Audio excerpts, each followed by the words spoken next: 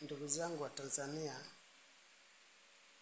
popote ambapo mnasikiliza, mnanitazama, mimi naitwa James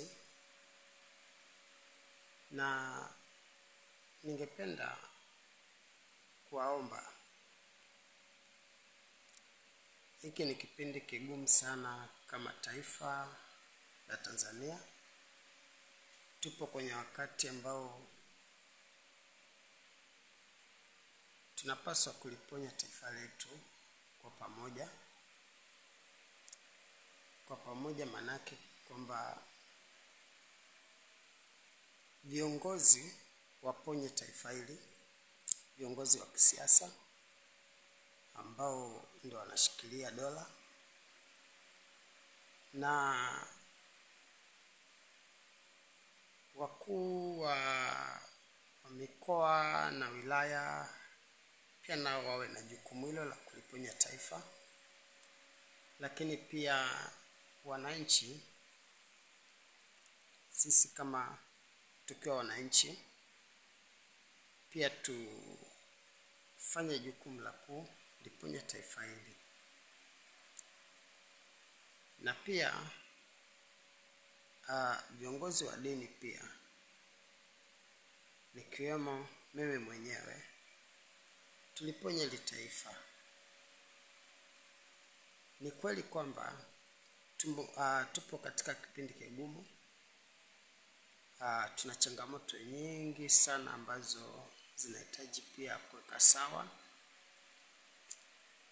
lakini hatuhitaji kwenda katika mfumo ambao ni mbaya zaidi au mfumo unaoumiza, sababu hakuna mtu ambaye tunamkomoa zaidi ya taifa letu lenyewe na maisha yetu wenyewe.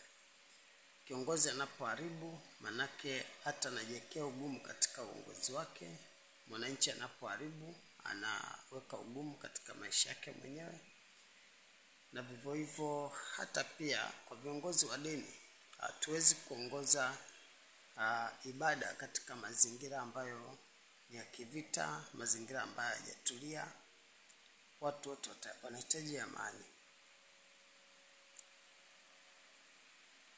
Kingine ambacho ni cha muhimu zaidi, ningependa kuzungumzia kuhusu hizi taarifa ambazo zinasambaa kila wakati, kila mahali kwenye mitandao ya kijamii kuhusu uhai wa Mheshimiwa Rais Samia Suluhu Hassan. Tafadhali ningependa kuwaomba sana ndugu zangu wa Tanzania, hata kama kuna mambo yametokea katika taifa letu, lakini mwogopeni Mungu, na pia tuheshimu Mungu na tuheshimu katiba, na pia tuheshimu pia uongozi. Japo sisi bado tunahitaji mambo mengi kutoka utekelezaji mwingi kutoka katika viongozi, lakini kutangaza kwamba kiongozi wa nchi amefariki ni kuendelea kuongeza maumivu mengine katika mioyo ya watu. Inakuwa ni kama unatumia fimbo udhaifu uliopo kuendelea kuleta matatizo, au ni kama kukomoa baadhi ya watu. Na saikolojia pia, kwa sasa hivi kiukweli wananchi wana changamoto nyingi sana kisaikolojia.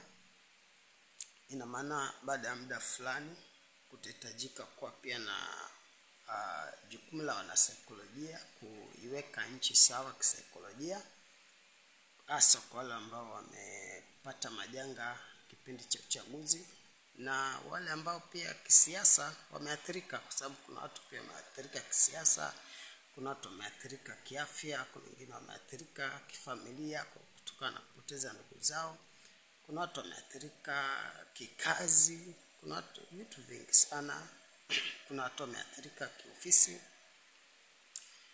Taifa lipo katika wakati mgumu. Kwa hiyo niwaombe ndugu zangu wa Tanzania, niwaombe sana na waomba sana kwamba tusiendelee kuipa Ikulu wakati mgumu zaidi, pamoja na kwamba haya ni mambo ambayo yanakuwa yanatokea na ilipangwa kweli, na inawezekana ilikuwa ni mkakati, lakini tuiombe ofisi kuu au ofisi ya rais na au rais mwenyewe atuonee huruma kama wananchi, na serikali ijishushe kwa kiwango cha kujali angalau, hasa kutokana na kilio cha wananchi, hasa vijana wa taifa hili. Na vijana pia tumpe Mheshimiwa Rais nafasi. Ninawaomba, lakini tumpe Mheshimiwa Rais nafasi atuongoze, na pia tumpe Mheshimiwa Rais nafasi asimame katika awe na utulivu kwa ajili ya taifa hili. Nimeona hotuba zake za hivi karibuni zinaashiria kabisa kwamba Mheshimiwa Rais hajatulia kisaikolojia. Huo ndio kweli, kwa sababu na mimi ni kiongozi wa imani na nimeona kabisa baadhi ya hotuba zake zinaashiria kabisa kwamba rais hajatulia kisaikolojia na anahitaji utulivu ili akaweze kuongoza taifa kubwa kama hili. Tanzania ni nchi kubwa sana, kwa sababu hata mimi ninapoona mashambulizi yanatoka kila upande, mara nyingi utekelezaji wangu wa majukumu unakuwa sio kama vile ninapokuwa na amani moyoni. Kwa niaba ya Mheshimiwa Rais ninawaomba tu kwamba tumpe fursa ya kuwa na amani. Lakini kila tunapozua mara amefariki, mara kuna hiki, mara hiki, na niwasi hata watu ambao pia ni wanaharakati, hatujawahi kupitia kama nchi hali kama hii. Basi niwaombe sana, tafuteni njia ambazo Tanzania inapona, lakini sio njia ambayo Tanzania inaumia. Tafuteni njia ambazo Tanzania inapona, mzitumie, lakini sio njia ambazo Tanzania inaumia zaidi. Hapana.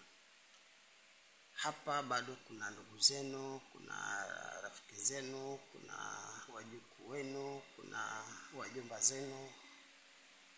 Na waomba kama taifa tujirudie upya, alafu tuangalie ni wapi tumekosea. Lakini hasa wanasiasa, zile kauli chafu ambazo mlikuwa mnatupatia, ubabe, kutumia nguvu na badala ya hekima, vitu kama hivyo ambavyo kwa mambo ya utekaji.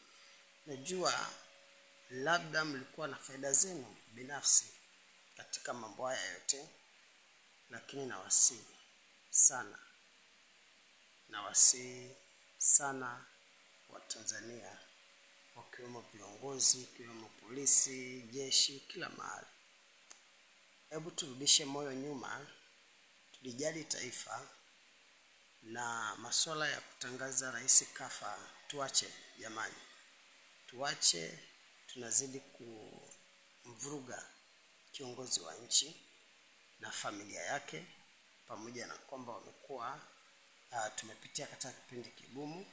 Lakini nawaomba sana, hasa pia Wakristo wenzangu, nawaomba tumpe Mheshimiwa Rais Samia Suluhu Hassan nafasi awe na amani, aongoze nchi kwa utulivu. Na wasi sana. Kumekuwa na msemo wa kulipwa. Mimi sijalipwa na mtu yeyote, lakini kwa ajili ya Tanzania nimetoa video hii.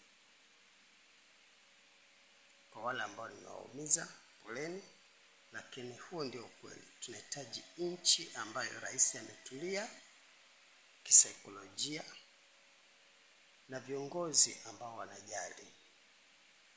Kwa kila mtu ajirudishe nyuma, arekebishe, nchi isonge mbele. Jamani, asanteni sana.